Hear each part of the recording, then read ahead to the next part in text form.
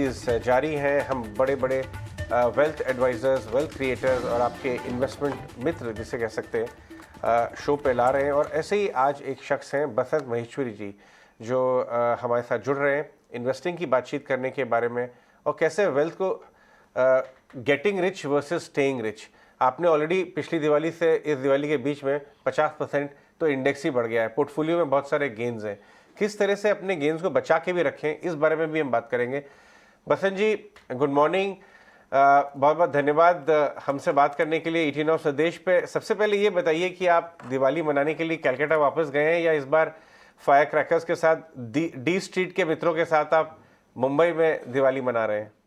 नहीं, अभी तो दिवाली बॉम्बे में ही बन रही है। अब तो कलकत्ता नहीं गए, तो दिवाली बॉम्बे में ही है। फायर क्रैकर्स तो बाजार में ऑलरेडी बहुत हो रहे हैं, तो पिछली दिवाली इस दिवाली के बीच में आपका पोर्टफोलियो कैसा रहा? पोर्टफोलियो बहुत अच्छा रहा, सबका ही अच्छा रहा। तो ये तो वही वाली बात है ना कि जब पेपर बहुत इजी आता है तो सभी 80 90 100 बना लेते हैं नंबर। तो इसमें हमारा स्किल अब काम आएगा जी, जो आपने एक दो बार बोला कि जितना बनाया है आप कितना रख सकते हैं। पूरा 100% तो कोई रख ही नहीं सकता है। 10 20 30 40% तो बाजार ले जाएगा।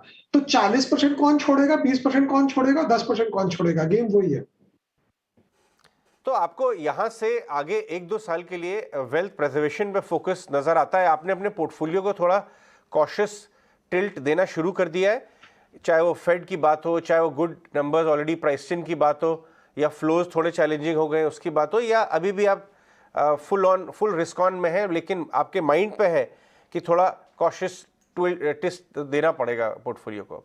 दूसरी वाली बात कि रिस्क ऑन तो पूरा है, बट दिमाग थोड़ा सा ओपन है इस बार, जो आज तक कभी नहीं होता है कि अगर घट जाएगा तो आपके पास ऐसे स्टॉक्स होने चाहिए जो थोड़े से प्रोटेक्ट करें आपने इतना जो बनाया है उसको। तो बिकॉज मुझे फेड की प्रॉब्लम नजर नहीं आती जब तक कोविड है फेड कभी टेपर की कहानी करेगा, टेपर करेगा नहीं, जो मुझे लगता है। बिकॉज आप टेपर कर दिए, कोविड के केस बढ़ गए, फिर आप क्या करेंगे, वापस फिर रेट घटाएंगे। तो फेड इतना क्विकली यू टर्न नहीं लेता है।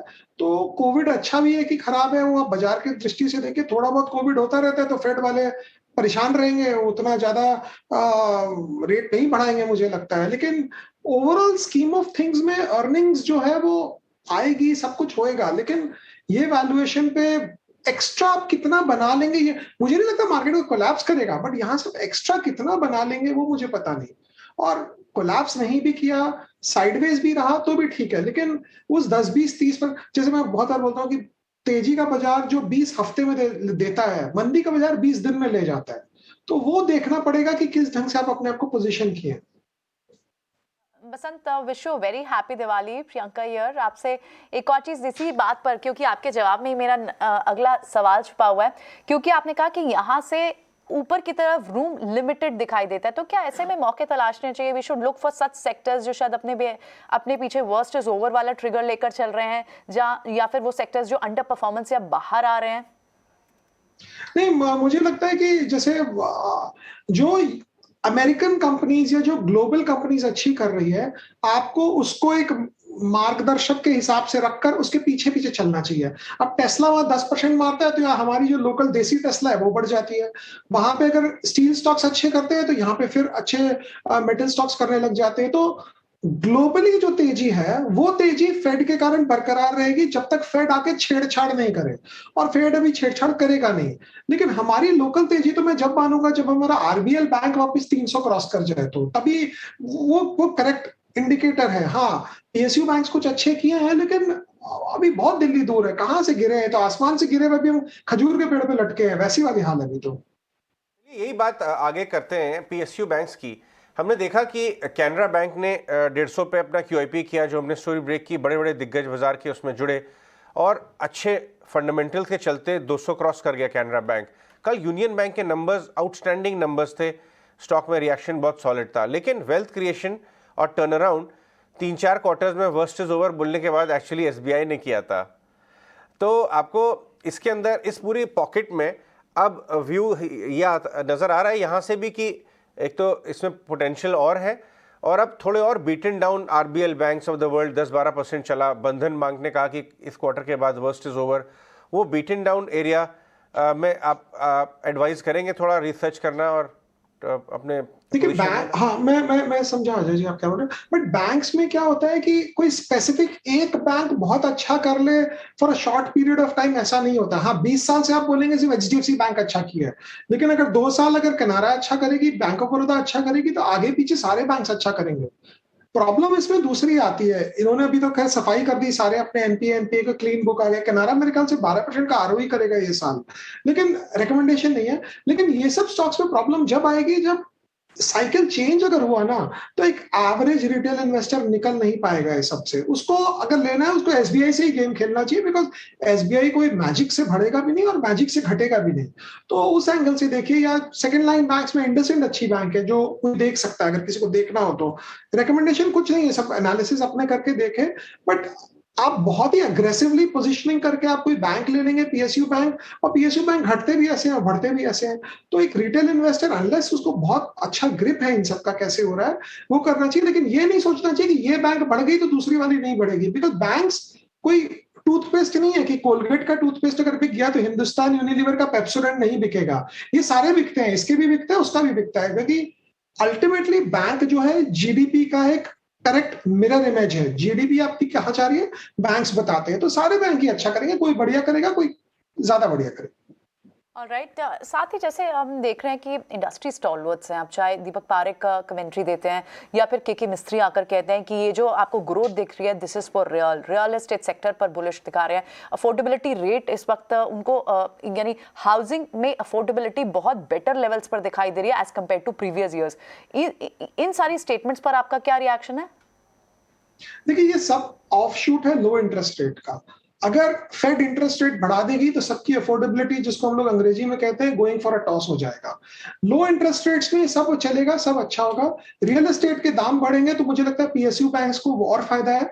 मैंने केमिकल कंपनी को लोन दिया था 2 करोड़ की, उसकी प्रॉपर्टी थी 1.5 करोड़ मेरे पास, जिसको उसने लिखवाई थी 2 करोड़ 25 लाख। अब वो प्रॉपर्टी का दाम बढ़कर equal to the value of the loan हो गया। तो अगर वो मुझे पैसा नहीं भी देगा तो मैं जाके एनसीएलटी में जाकर या उसको बेच सकता हूं, मैं रिकवर कर सकता हूं। तो रियल एस्टेट जब बढ़ता है तो हर आदमी को फायदा होता है। आपका एग्जिस्टिंग घर एक्स्ट्रा बिकता है तो आप एक नया घर ले लेते हैं, आपको कभी प्रॉब्लम होती है तो आप रियल एस्टेट से निकल जाते हैं। लेकिन एक आप पुराना अगर आप एंगल देखेंगे, पहले शेयर बाजार बढ़ता है फिर रियल एस्टेट बढ़ता है। मुझे नहीं लगता इंडिया में बहुत जन है जो 2-2, 3-3, 4-4 करोड़ का डाउन पेमेंट देके घर खरीद सकते हैं सिर्फ सैलरी इनकम पे। हाँ ईएमआई पे लेते हैं लोग। तो शेयर बाजार का जब पैसा आता है, लोग बोलते हैं ये पैसे को थोड़ा पक्का करो, जैसे हम लोग बोलते हैं पैसा पक्का करो, तो पैसा पक्का करते हैं तो आदमी रियल एस्टेट में जाता है। तो ये सारा शेयर बाजार से रिलेटेड है। अगर शेयर बाजार में तेजी नहीं है तो रियल एस्टेट में पैसा आना मुश्किल है नॉर्मली, बट अभी के लिए सब कुछ अच्छा है तो रियल एस्टेट ऑब्वियसली अच्छा ही कर रहा है। बसंत, अगर आपने कुछ बड़ी पीएसयू बड़ी एनबीएफसी सी कमेंट्री सुनी हो, चाहे वो चोला हो, चाहे वो श्रीराम ट्रांसपोर्ट फाइनेंस हो, वहाँ भी कुछ एक एक्शन दिखाई दे रहा है। नंबर अच्छे थे और कमेंट्री नेक्स्ट H2 के लिए बहुत स्ट्रांग नज़र आ रही है। कुछ कंज्यूमर रिलेटेड एनबीएफसीज हैं, कुछ यूज व्हीकल जैसी एनबीएफसीज हैं। आपको वो एरिया कैसा लगता है? नहीं मुझे अच्छा लगता है, हम लिए नहीं है, बट चोला फाइनेंस अच्छी कंपनी है। बट वही वाली बात है अजय जी, ये सब क्या है ना, ये अच्छा है 3 times book, 4 times book, 5 times book. हमने खुद पर्सनली देखा है कि जब बाजार घटता है तो पहले पिटाई इधर से शुरू होती है। घटने वाला कुछ नहीं है अभी, लेकिन आपको जब पोर्टफोलियो इस स्टेज से अगर आप बनाते हो, आपको ये सोच के बनाना चाहिए कि अगर निफ्टी में एक अच्छा मोटा करेक्शन आ गया, साइडवेज चला गया 1 साल, तो फिर आपके पोर्टफोलियोज कहाँ जाएंगे। तो अमंग्स द स्टॉक्स जो आप बोले, जैसे चोला मुझे अच्छा लगता है, हम लोग लिए नहीं है अभी, पहले लिए थे बेच दिए दूसरी बात है, बट ये अच्छी कंपनी है, वर्ल्ड क्लास कंपनी है, इनके प्रोसेसेस अच्छे हैं और लो इंटरेस्ट रेट पे फाइनेंसिंग चल रही है, तो मेन तो वही है। टेलीकॉम बिजनेस को एनालाइज किया है, चाहे वो जियो का हो, चाहे वो भारती का हो, और even Reliance as a whole? Telecom में मुझे लगता है कि अगर आप रिलायंस का फोन का प्राइसिंग देखें, मुझे लगता है कहीं ना कहीं रिलायंस सोच रहा है कि भाई हो गई बहुत लड़ाई झगड़ा, अब क्या हम रेट बढ़ा सकते हैं क्या। तो वो इनडायरेक्ट इंफॉर्मेशन आ रही है, बिकॉज किसी ने नहीं सोचा था कि रिलायंस का फोन इतना महंगा। रिलायंस अभी तक सब डरते हैं कि रिलायंस सस्ता बेचकर मार्केट शेयर खाता है, और वोडाफोन जो टिक गया, इसका ये मतलब है कि अब इंक्रीमेंटल मार्केट शेयर यहां से मिलना कम होगा। और शायद रिलायंस भी सोच रहा होगा कि मुझे नैस्डैक लिस्टिंग भी करनी है, तो अगर हम अच्छा टेलीकॉम में टैरिफ हाइक करके फिर नैस्डैक जाए तो अच्छा रहेगा, या कुछ तो हो रहा है यहाँ पे। क्या हो रहा है मुझे समझ नहीं आ रहा, बट समथिंग इज हैपनिंग इधर। ऑलराइट, तो ये सारे क्यूज हैं। साथ ही आप बसंत न्यू आईपीओस को कैसे देखते हैं? आप कहाँ पर बुलिश है? हम सिर्फ देखते हैं और छोड़ते हैं उसको। कुछ करने का नहीं है वहां पे। देखिए, आपको अगर न्यू आईपीओ प्राइस पे मिल जाएगा तो आपके पैसे बन जाएंगे। मिलेगा नहीं आईपीओ प्राइस पे, तो छोटे मोटे अलॉटमेंट मिल गए उससे तो आपकी बैलेंस शीट तो चेंज होगी नहीं। आप फिर भी उसी घर में रुकोगे, फिर भी वही गाड़ी चलाओगे। बड़ी क्वांटिटी लेने के लिए बाजार से लेना पड़ेगा। बाजार से आप लोगे तो उसके बाद इंक्रीमेंटल गेन्स तो मुझे नजर नहीं आता। ये सब समझ नहीं आता है क्या वैल्यूएशन पे सब चल रहे हैं, मतलब बियॉन्ड मी है। आप अपने पीएमएस में इस समय कौन से एरियाज पे रिसर्च कर रहे हैं इंक्रीमेंटली ऐड करने के लिए? इंक्रीमेंटली बैंक्स और एनबीएफसीज देख रहे हैं, और एट सम पॉइंट देखेंगे कुछ लेने का, बिकॉज मोस्टली हमारे पास, जैसे आपको पता है, इलेक्ट्रिक व्हीकल रिलेटेड स्टॉक्स हैं या मेटल्स हैं या कंज्यूमर रिलेटेड एक दो है। तो बैंक्स और एनबीएफसीज जस्ट वेट कर रहे हैं कि अगर कुछ कोई ढंग का मिले या तो उस में देखा जाएगा। तो इलेक्ट्रिक व्हीकल्स की बात करते हैं। इलेक्ट्रिक व्हीकल में बड़ी डील टाटा मोटर्स ने अनाउंस की, नंबर्स भी अच्छे हैं। इनफैक्ट कमेंट्री में तो ये भी लग रहा है रिजल्ट के बाद कि चिप शॉर्टेज वाली डिसरप्शन के there is light at the end of the tunnel, immediate खत्म नहीं होने वाली है।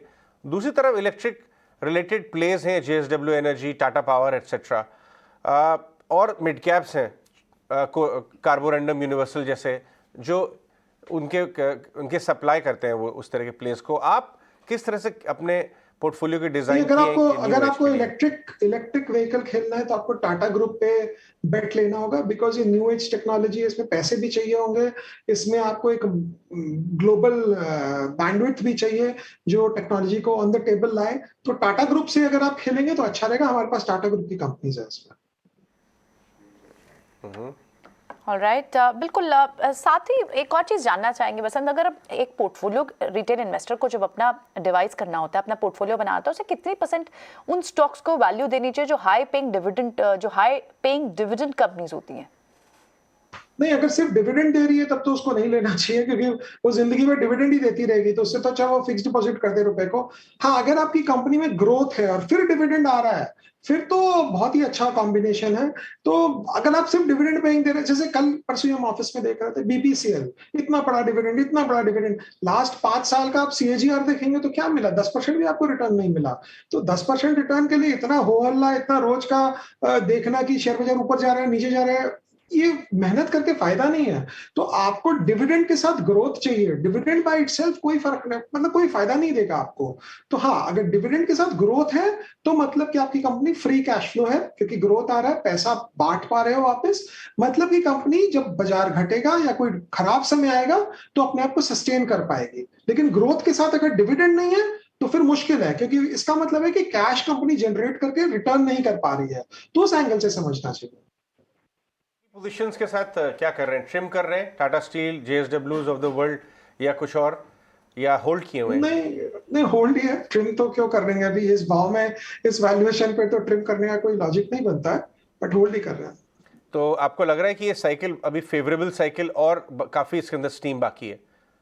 देखिए, इसमें एक चीज देखना है, जब तक चाइना एक्सपोर्ट नहीं करता है सब कुछ ठीक है। चाइना में 10 रुपए किलो भी लोहा बिके, अगर वो एक्सपोर्ट नहीं होता है तो कोई प्रॉब्लम नहीं है। मैं एग्जांपल देता हूँ, मुझे पता नहीं सऊदी अरेबिया में पेट्रोल क्या बिकता है, मैं एज्यूम करता हूँ 20 रुपए लीटर बिकता है सऊदी अरेबिया में पेट्रोल। तो क्या हम लोग घबराते हैं इंडिया में कि यहाँ तो 115 रुपया, सऊदी अरेबिया में 20 रुपया है? ज्योग्राफिकली अगर एक प्रोडक्ट एक कंट्री से दूसरे कंट्री नहीं जाता है तो वहां जो भी दाम हो हमें फर्क नहीं पड़ता है। और चाइना अभी सब्सिडाइज कर रहा है कोकिंग कोल अपने इंडस्ट्रीज के लिए कि वहां सस्ता स्टील बन पाए। तो चाइना का स्टील का भाव देखकर अगर हम घबराएं तो गलत होगा, बिकॉज चाइना का एक्सपोर्ट इंसेंटिव चला गया है। तो चाइना से एक्सपोर्ट नहीं होगा। चाइना में जो भाव स्टील बिके, ऊपर बिके नीचे बिके, हमें फर्क नहीं पड़ता है। और अमेरिका ने भी ट्रेड बैरियर खोला है तो उससे फायदा होगा। यूरोप का स्टील अमेरिका जाएगा, मिडिल ईस्ट और साउथ ईस्ट एशियन मार्केट्स हमारे एक्सपोर्टर्स के लिए खुलेंगे, क्योंकि यूरोप वहां नहीं करके अमेरिका भेजेगा। तो मुझे लगता है कि ये चाइना का जो हम रोज देखते हैं स्टील का दाम बढ़ गया घट गया, वो ठीक है एकेडमिक इंटरेस्ट के लिए, बट जब तक चाइना एक्सपोर्ट नहीं करता है उसका कोई रेलेवेंस नहीं है। ऑलराइट, साथ ही बसंत आपका इस पे क्या व्यू होगा? जितनी भी प्लेटफॉर्म ट्रेडिंग कंपनीज हैं वो अच्छा खासा कर रही हैं। आप बजाज फाइनेंस की बात करें, जोमेटो की बात करें, ये सारी कंपनीज अच्छा कर रही हैं ऑलरेडी। आप बुलिश रहेंगे आगे भी इन पर? हमारे पास पहले हुआ करता था बजाज फाइनेंस। आपको कुछ भी प्लेटफॉर्म रिलेटेड लेना हो, मुझे अभी भी लगता है बजाज फाइनेंस आपको एनालाइज करना चाहिए। उसके अंदर पेटीएम भी है, उसके अंदर कंज्यूमर क्रेडिट भी है, उसके पास ऐप भी है, सुपर ऐप भी है, तो सब कुछ है उसके पास। वो लोग बस उन्होंने अपने आप को मार्केट नहीं कर पाए हैं वो उस ढंग से। अगर वो डीलिस्ट करके वापस रीलिस्ट करें तो मुझे लगता है 40% ऊपर उसका भाव होगा। बहुत ही शानदार बात बोली आपने। और अभी रिसेंटली उनका कोट भी आया था राजीव जैन जी का कि $1 बिलियन की बैलेंस शीट कितनी फिनटेक्स के पास है। वैल्यूएशन तो बहुत है, लेकिन बैलेंस शीट साइज पे उन्होंने क्वेश्चन उठाया था, ये बात की थी। एनीवेज आगे बढ़ते हैं और कुछ और चीज़ों को देखते हैं। बसंत जी, आपने एक बहुत ही इंटरेस्टिंग बात कुछ साल पहले हम लोग की बातचीत में कही थी कि बाज़ार में फ्लोज और बाज़ार के लेवल्स के साथ होते हैं। जैसे जैसे बाजार ऊपर जाता है फ्लोज बढ़ते रहते हैं, बाजार नीचे जाना चालू करेगा तो फ्लोज नीचे आते जाएंगे। आप देश भर के बड़े इन्वेस्टर्स से भी बात करते हैं, अपने क्लाइंट्स से। आपको क्या व्यू लग रहा है अभी फ्लोज पे? 10,500 तो SIP फिगर हो गया है महीने का। फ्लोज तो ऐसा है कि जब बाजार बढ़ता है तो आदमी फिर ज्वेलरी नहीं खरीदता है, पैसा बाजार में डालता है। बाजार घटा रहता है तो घर से ही उसको डंडे पड़ेंगे, बोलेंगे तुमने शेयर बहुत ले लिया, अब ज्वेलरी खरीद लो मेरे लिए। तो ये बहुत simple Indian house hold phenomena है, जिसको आपको देखकर समझ में आ जाएगा कि फ्लोज कहाँ से डायरेक्ट होते हैं और कहाँ पहुंचते हैं। बिकॉज और आदमी क्या होता है, बाजार पहले बार घटता है, हर आदमी खरीदता है। सेकेंड टाइम घटता है तो खरीदार नहीं आते, इसलिए नहीं कि उनके पास पैसे नहीं है, वो तो एक बार तो घटे हुए को खरीद लिए, भाई अब छोड़ दो, जो है जो बढ़ना है इसी में बढ़ेगा। ये हम और आप बहुत बार बोलते हैं बाजार घटता है कि भाई जितने शेयर हैं जो बढ़ना है इसी में बढ़ जाएगा, और पैसे मत डालो। तो साइकोलॉजी तो चलती है, बिकॉज ये ग्रोसरी तो है नहीं कि एक भाव के नीचे जाएगा नहीं। ग्रोसरी इसीलिए लोग नीचे होने पे खरीद लेते हैं और ये नहीं खरीदते बिकॉज ग्रोसरी कभी जीरो नहीं होता। लेकिन शेयर बाजार में डर रहता है आदमी को कि कहाँ होगा क्या होगा, तो वो एंगल से देखना चाहिए। अभी अगर मार्केट कुछ नहीं है, सिर्फ डाउ जोन्स ठीक रहेगा, यहाँ सब फ्लोज भी आएंगे, बाजार भी चलेगा, सब होगा। डाउ जोन्स को नाराज नहीं होना पड़ेगा, अगर डाउ जी नाराज हो गए तो फिर प्रॉब्लम है। मैं आपसे इसलिए पूछा, आपने बहुत सारे साइकिल्स देखे हुए हैं और इकोनॉमिक जो एक्सपेंशन हो रहा है कंट्री में, उसके ऊपर आपकी क्या राय है कि इस बार जो है बाजार की श्योर लिक्विडिटी है, ग्लोबल लिक्विडिटी बैक्ड है, बट क्या इंडियन बैलेंस शीट्स भी इंप्रूव हुई हैं, अर्निंग्स कॉर्पोरेट प्रोफाइल अच्छा हो गया है, तो इसलिए थोड़ा ड्यूरेबल लगता है आपको bull run? Globally linked Indian companies की बैलेंस शीट बहुत इंप्रूव हुई है। फॉर एग्जांपल जो हमारे ऑटो कंपनी है जिनका ग्लोबल लिंक है, जो हमारे मेटल कंपनीज है जो ग्लोबली लिंक्ड है। आईटी फार्मा को तो ऐसे भी किसी को कोई डेट वेट चाहिए था ही नहीं। बट रियल डोमेस्टिक एसएमई और एमएसएमई वो तो कोविड 2 कोविड 1 के बाहर ही नहीं निकल पा रहे हैं अभी। तो मुझे एक सेंस आता है कि अब शायद बिकॉज आगे पीछे किसी के पास ज्यादा पैसे होंगे तो वो कहीं ना कहीं सिस्टम में आता है वापस। बिकॉज एक आदमी के पास अगर पैसे हैं वो जाके खर्चा करे। फॉर एग्जांपल आईटी अच्छा कर रही है तो आईटी में जो काम करते हैं उनकी तनख्वाह बढ़ेगी, उनकी तनख्वाह बढ़ेगी, जाके सामान खरीदेंगे और एक चेन साइकिल स्टार्ट होता है। तो ये सारा चेन साइकिल स्टार्ट हुआ है वो $8 ट्रिलियन जो छपा है उससे आगे पीछे घूमते फिरते ये सारा चेन साइकिल स्टार्ट हुआ है। लेकिन इंडियन इकोनॉमी का जो रियल हमको पावर जो देखने को हम वेट कर रहे हैं वो अभी तक हुआ नहीं है। मुझे लगता है अभी नेक्स्ट 2-3-4 महीने में पहला इंडिकेशन आएगा हमारे बैंक्स के रिजल्ट से कि बैंक्स लेंडिंग स्टार्ट की है क्या वापस, तो वो देखना पड़ेगा। आपका Kotak bank, ICICI bank, universe, HDFC bank भी एक बहुत लंबे समय तक साइडवेज रहा, टेक्नोलॉजी इश्यूज के चलते वापस आ रहा है। कोटक भी एक साल 1.5 साल अंडरफॉर्म किया, वापस आता हुआ नजर आ रहा है। इस पे क्या राय है? आईसीआईसीआई मुझे लगता है ज्यादा अच्छा होगा बिकॉज कहीं ना कहीं एचडीएफसी बैंक का जो बोलबाला था कि रिटेल क्रेडिट में डोमिनेट करते हैं हम, ये करते हैं वो करते हैं, वो आईसीआईसीआई में मुझे लगता है कि थोड़ा सा मूवमेंट आया है। बट इंक्रीमेंटली अगर आपको बड़ा सोचना है, बड़ा पैसा बनाना है तो इंडसइंड बेटर प्लेस्ड है वैल्यूएशन वाइज और अदर। बट हाँ, इंडसइंड में लोग बोलेंगे मैनेजमेंट इश्यूज है, ये है वो है, तो एनालिसिस अगर कोई करे, रिकमेंडेशन कुछ नहीं है तो इस एंगल से करना चाहिए कि आईसीआईसीआई में आपको वही स्टैंडर्ड रिटर्न मिलेगा। अगर आपको अबव एवरेज अबव नॉर्मल जाना है तो कहीं और जाना पड़ेगा। बसंत जी, आप क्या अगले ट्रिगर्स देखते हैं? आपने बताया कि यूएस मार्केट्स तो हमारे एक बड़ा ट्रिगर होगा ही, लेकिन डोमेस्टिक फ्रंट पे होम ग्रोन सेक्टर्स के लिए क्या क्या बड़े ट्रिगर होंगे? आप अगर सारे बड़े ट्रिगर्स की बात करें तो वो कहीं ना कहीं प्राइस में फैक्टर इन हो रहे हैं। आप कैपेक्स रिवाइवल की बात करें, I am sure there is more to go, लेकिन अगर आप बात करें कि सिर्फ अक्टूबर मंथ की जीडीपी कलेक्शन फिगर्स की बात करें तो डेटा पॉइंट के लिहाज से बहुत सारे अच्छे ट्रिगर्स हैं जिन्हें हम ऑलरेडी फैक्टर इन कर रहे हैं। लेकिन क्या इन्हीं फैक्टर्स पर बाजार में तेजी बनी रहेगी या डोमेस्टिकली भी कुछ फैक्टर्स और होंगे जिन पर आपकी नजर होगी? कॉर्पोरेट अर्निंग्स भी अच्छी आ रही हैं। नहीं, मुझे लगता है ट्रिगर्स तो ऑलरेडी प्राइस्ड इन है। जैसे आपने बोला, हर महीना हमें जीएसटी का फिगर मिल जाता है, हर महीना गाड़ियां कितनी बिकी वो मिल जाता है, और जीएसटी से एक सिंगल टैक्स से मुझे पता चल जाता है कि पूरे देश में क्या हो रहा है। तो ट्रिगर मुझे लगता नहीं कोई खास है, और ना कोई हाँ ठीक है, गवर्नमेंट के इनिशिएटिव है, इंफ्रास्ट्रक्चर पुश आएगा, मानसून खत्म हुआ है, अब देखते हैं कैसे इंफ्रास्ट्रक्चर आएगा, बट वो सब नॉर्मल है, वो तो एक नॉर्मल कंट्री में होता रहता है। तो एक्स्ट्रॉर्डिनरली कोई चीज का हम वेट नहीं कर रहे हैं कि ये आने के बाद वो होगा, बिकॉज हम ऑलरेडी एज्यूम कर रहे हैं कि सब कुछ ठीक ही होगा।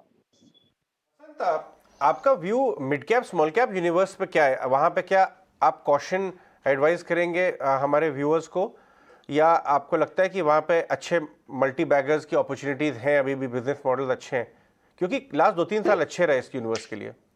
आइसोलेटेड एक दो आपको मिल जाएगा शेयर, बट ये समय नहीं है ज्यादा मिड कैप स्मॉल कैप में छक्के चौके मारने के, बिकॉज अब जैसे फॉर एग्जांपल केमिकल कंपनीज, उनका चाइना का लिंकेज है, रॉ मटेरियल कॉस्ट बढ़ रहा है, ये हो रहा है वो हो रहा है, तो एक एक केमिकल कंपनी में इतने सारे कॉम्प्लिकेशंस हैं कि आपको समझ ही नहीं आएगा हो क्या रहा है। मुझे नहीं लगता है ये मिड कैप स्मॉल कैप का टाइम है, या आप हाँ अगर आप बहुत समझते हैं कोई मिड कैप स्मॉल कैप तो आप ले लीजिए, बट नॉर्मली ये टाइम नहीं है ज्यादा वो सब देखने का।